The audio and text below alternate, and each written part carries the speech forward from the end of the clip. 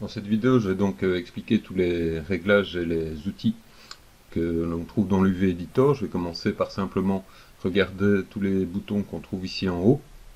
Donc il s'agit essentiellement de différents affichages. Donc on va d'abord trouver l'affichage du wireframe qu'on va pouvoir éventuellement, voilà, si on veut colorer autrement. Donc on a quelques réglages ici. Le deuxième affichage, le Shaded, a deux modes de fonctionnement. Donc le premier mode de fonctionnement, clic gauche, nous permet de visualiser, donc si je suis en UV Shell, nous permet de visualiser notamment la superposition des éléments, donc l'overlapping. On peut sélectionner comme ça très facilement ici les éléments qui sont superposés ou qui ne le sont pas. On peut visualiser aussi, si je fais un flip, les éléments en rouge sont les éléments qui sont recto en verso, donc qui sont inversés, qui sont retournés. Donc on peut utiliser le backfacing pour très rapidement venir avec l'outil flip ici, faire un renversement, un retournement de ces parties-là. Donc un affichage qui nous permet simplement de vérifier qu'on n'a pas ou qu'on a, justement, parce que parfois on voudra avoir des superpositions, on voudrait par exemple peut-être avoir, j'utilise la touche V ici pour snapper, je pourrais vouloir, je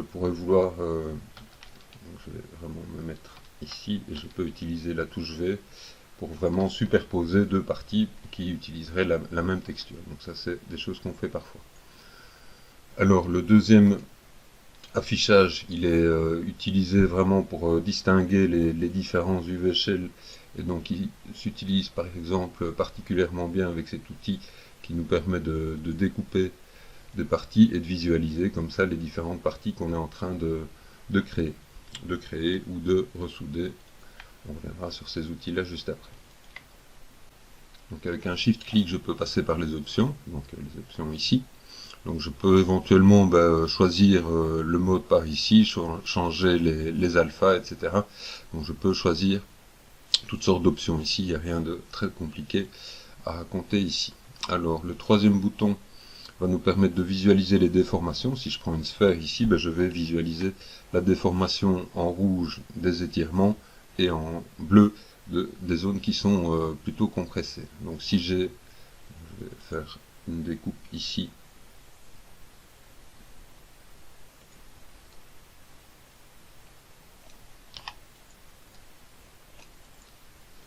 et rétrécir une zone ici.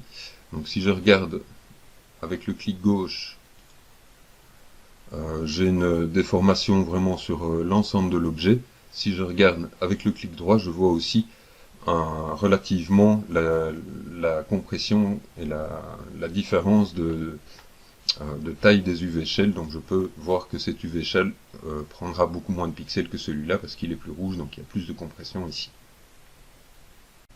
Donc on utilisera ces modes d'affichage souvent avec Optimize, Unfold par exemple, ou même ces outils-là, donc qui permettent de venir s'arranger pour que, par exemple, avec l'Unfold, on va rééquilibrer la compression sur nos différents UV Shell. Donc quand on fait des développements de personnages, etc., on utilise beaucoup ce mode d'affichage.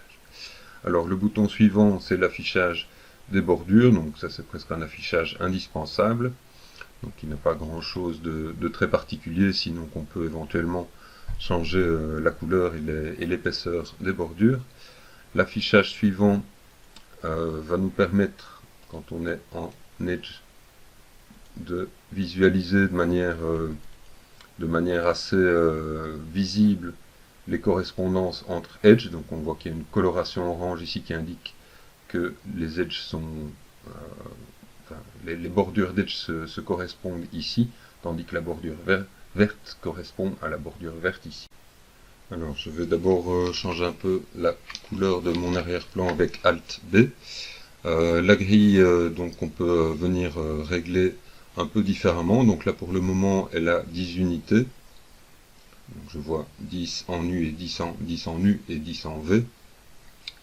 Subdiviser toutes les 0,1 unités. Donc je pourrais décider que je veux par exemple les diviser toutes les unités pour avoir vraiment tous mes carrés UV et choisir le nombre de subdivisions que j'ai dans mes carrés UV, par exemple 8 ou 16, on va mettre 16, pour avoir plutôt des multiples de 2. Alors il faut que j'affiche mes subdivisions line et je vais les mettre un peu plus claires pour bien les distinguer.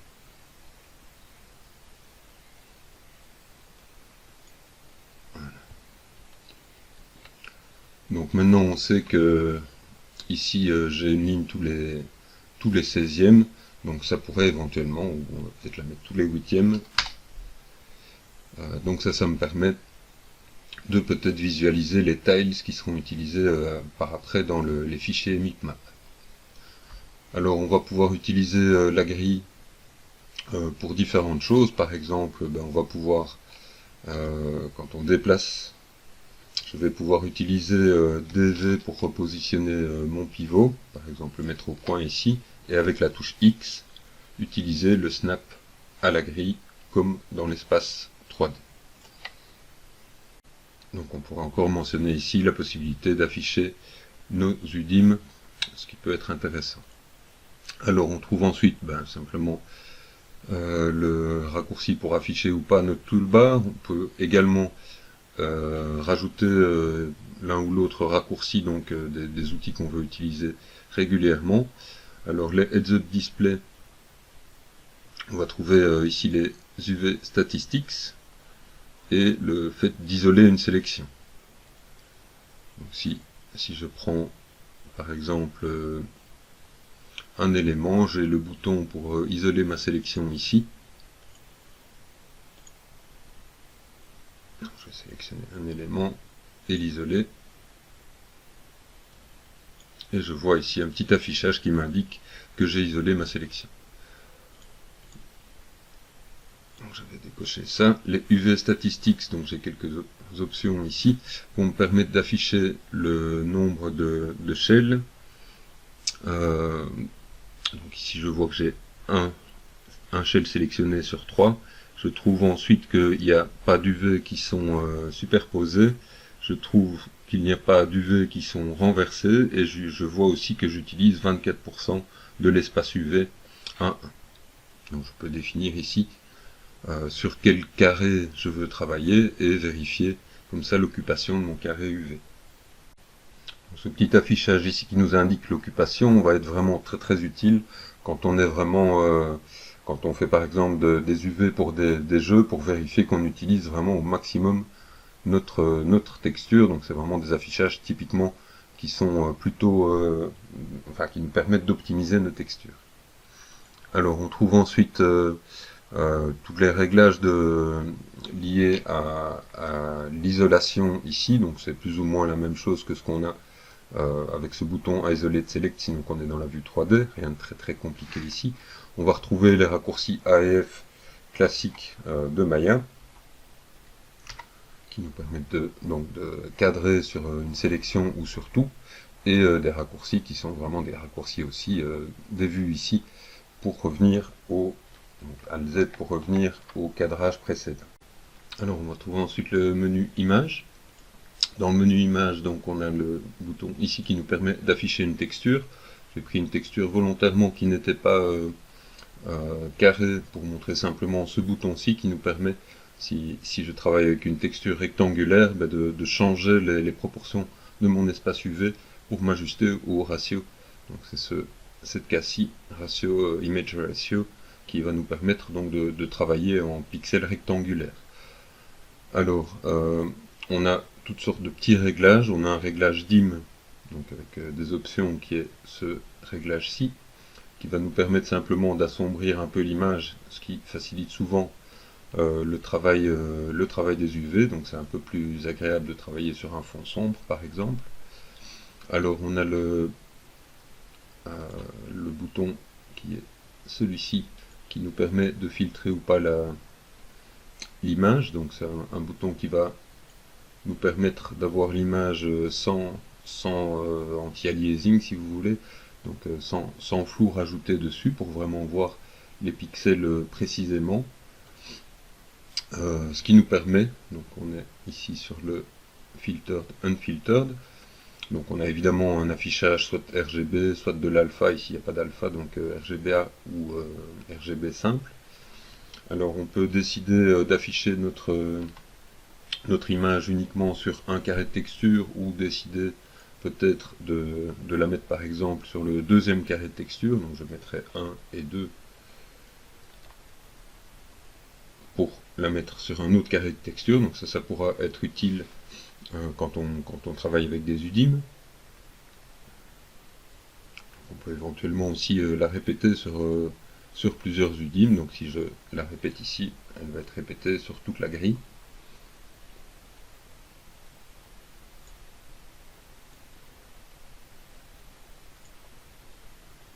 Alors on peut utiliser le pixel snap, donc le magnétisme au pixel. Donc quand je déplace des UV, un point UV ici, je vais pouvoir vraiment utiliser ce pixel snap pour me magnétiser sur mes UV précisément. Donc ça, c'est des choses qui sont utilisées notamment quand on fait des UV pour des jeux, par exemple sur smartphone. On a vraiment besoin de textures très condensées qui vont être créées sur des petits carrés, par exemple des carrés 256 par 256, et on va vraiment coller les carrés des modélisations, les coller sur les pixels. Donc on a la possibilité de se magnétiser soit au centre des pixels. Donc, si je fais Apply ici, je vais me magnétiser cette fois au centre des pixels, ou je peux me magnétiser vraiment sur les coins des pixels. Donc quand on a besoin vraiment d'être très précis, on peut utiliser ce pixel snap. Alors en plus du pixel snap, on a donc aussi le grid snap, donc le magnétisme à la grille, et on a également le magnétisme vertex, donc les magnétismes qu'on connaît déjà bien dans l'espace 3D, qui nous permettent ici dans l'espace UV de se magnétiser en fonction des UV. Donc ça pourrait être utile quand on a plusieurs UV shell. Mettons que je veux déplacer mon UV shell, donc je peux avec D modifier la position du pivot. DV, je vais pouvoir me magnétiser pour me remettre vraiment sur un UV particulier, et avec la touche V, je vais pouvoir magnétiser sur un autre point UV dans ma scène, ou sur la grille avec le X. Alors je vais passer l'UV Editor Baking que je ne comprends pas vraiment bien. Je passe ici sur l'outil de mesure qui me permet, si je sélectionne un point UV et par exemple un autre ici en bas, de calculer la distance en pixels selon la map choisie. Donc si je prends par exemple une map de 1024, ces deux UV là sur le carré de texture sont à une distance, donc on voit la distance, ils sont sur la même ligne en U, et en V j'ai une hauteur de 384 pixels, ce qui peut m'aider quand je fais mon calcul de densité de pixels, que je vérifie que ma map est suffisante. Donc par exemple ici sur un rendu de 1000 de hauteur, il me faudrait au moins 500 et peut-être le double pour ne pas avoir une texture pixelisée. Donc il me faudrait plus ou moins 1000. Donc je vois par exemple qu'il faudrait que je sois entre une texture 2048 ou 4096 pour avoir quelque chose sans avoir de pixelisation ici. Donc un autre outil qui me permet de vérifier mes densités pixels ici. Alors le bouton Create PSD Network est un utilitaire qui est peut-être un peu ancien, qui va nous permettre de générer un fichier PSD à la résolution qu'on a choisi, en incluant un calque avec le filaire ici, avec une capture d'écran du filaire de l'espace UV, et en connectant directement. Donc on peut venir, si on voit vraiment toute la liste ici, on peut venir connecter déjà immédiatement par exemple le base color. Je l'ai fait au fur et à mesure passer dans la liste, et par exemple je ne sais pas moi, le metalness, et quand on crée notre network ici, on va directement mettre en lien un fichier PSD ouvert dans Photoshop avec des PSD files. Donc c'est pas vraiment très intéressant, étant donné qu'on travaillera de toute façon plutôt dans Substance. Mais voilà, toutes les connexions sont faites. Si on travaille dans Photoshop et qu'on fait des mises à jour, des CTRL S dans Photoshop, on va pouvoir faire une mise à jour des images directement dans Maya. Donc voilà, c'est des choses qu'on faisait parfois dans le temps, mais on ne le fait plus vraiment très souvent, donc je vais passer ça.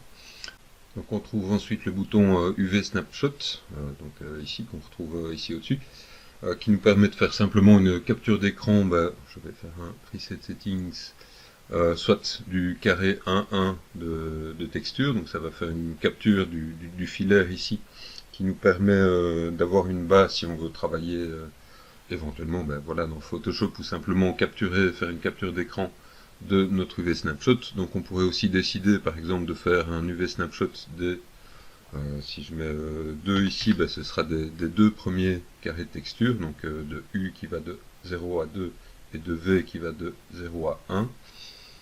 Donc je peux choisir la résolution, le format d'image, etc. Et donc on fait simplement ici une capture d'écran de l'espace UV.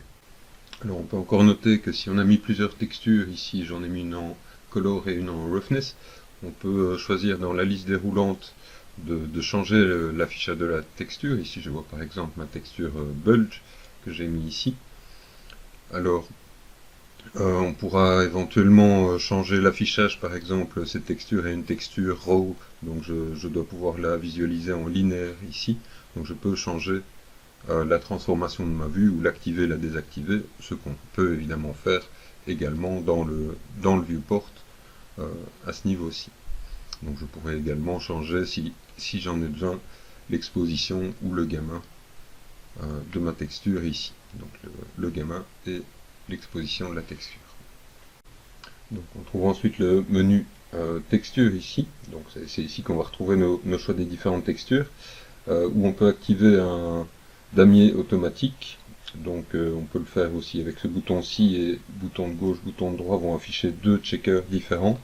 Donc on a les options qui nous permettent de choisir différentes choses, mais notamment entre autres le fait que l'on affiche les UV, les informations ou pas sur les tiles, donc les informations du DIM, et la résolution ici de notre grille. Je vais revenir dans l'affichage par défaut. Et donc un clavier, un damier coloré ou noir et blanc avec bouton gauche, bouton droit. Alors je vais terminer cette première vidéo sur l'affichage en mentionnant simplement le fait que c'est parfois beaucoup plus simple de visualiser les déformations avec des textures comme ce checker ici. Donc un checker numéroté, donc on pourrait éventuellement répéter. Donc je pourrais par exemple le répéter 4 par 4. Ça me permet éventuellement de mieux visualiser. Alors on voit aussi une autre différence ici, c'est que sur cette sphère j'ai mis un surface shader, donc c'est une texture qui ne dépend pas de l'éclairage, que si je mets un Lambert ou un standard surface ou un AI standard surface, il faudrait que je mette un éclairage en plus pour vraiment bien visualiser mes déformations. Donc le matériau ici, qui est un matériau de Maya, le surface shader, c'est vraiment un matériau très simple sur lequel on vient mettre un aplat de couleur qui est indépendant de l'éclairage. Donc on utilisera évidemment les boutons de texture pour visualiser les textures dans nos scènes dans le viewport. Voilà, je termine cette première vidéo sur l'affichage dans l'éditeur UV ici.